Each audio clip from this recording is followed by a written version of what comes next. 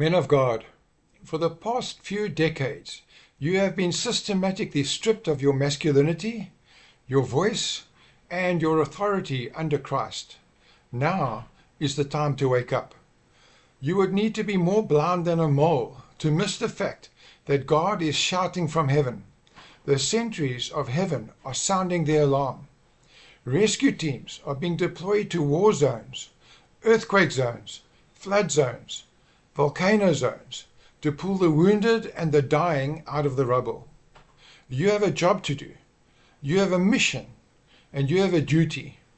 You are being called to sound the alarm. Jesus said the gate to life is narrow and few find it.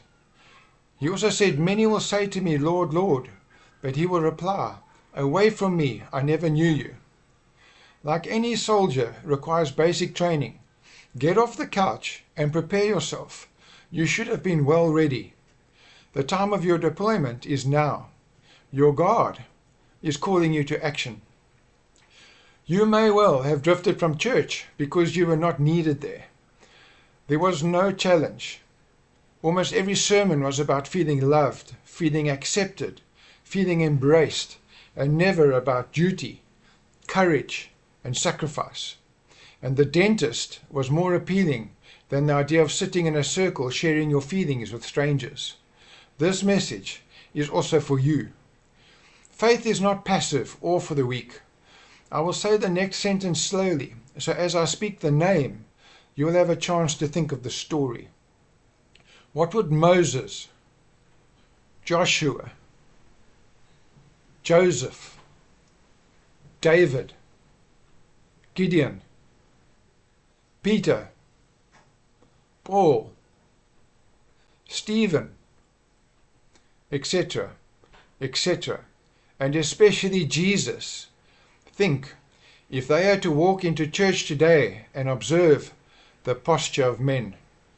Masculinity has been under attack, even in the church, for decades, and we are left with whimpering boys who have learned to keep their mouths shut because masculinity is no longer wanted. To be real with you, this is not just me pointing fingers.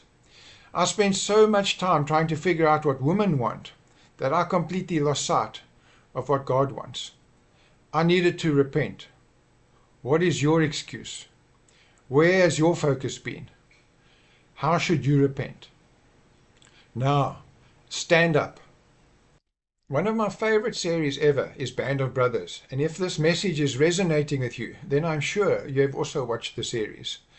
Band of Brothers tells the story of Easy Company, part of the 506th Parachute Infantry Regiment, from the beginning of their training through their combat operations in Europe during the Second World War. In episode 1, Currahee, Easy Company undergoes brutal training under Captain Sobel. Sobel is extremely demanding, but increasingly demonstrates that he cannot effectively lead soldiers in combat. The problem becomes obvious during tactical exercises, and his men come to respect the discipline of the training, but lose confidence in Sobel as a combat leader. Eventually, the officers and the men of Easy Company reach the point where they collectively refuse to serve under Sobel in combat. They believe his incompetence could get them killed. In episode 2, Day of Days, it moves towards the invasion of Normandy. Sobel is removed from command of Easy Company. And in episode 3, Quarantine, begins showing the consequences of combat leadership and the difference between merely holding authority and actually earning the confidence of soldiers. The important leadership contrast is that leadership is not simply about having rank. It is about competence, courage, character, and the willingness of people to follow you when the cost is high.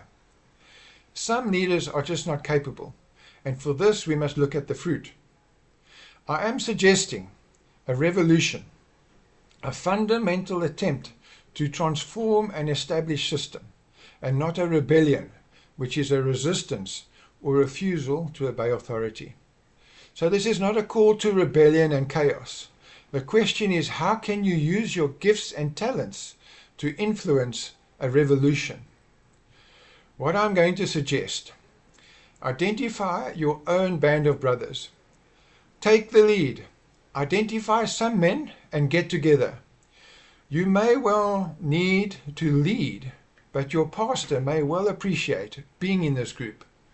Get around a table, in a boat, in the wilderness, or wherever else men used to meet, and meet with a specific goal to answer the question, what does God want us to do, and what does God want us to do now?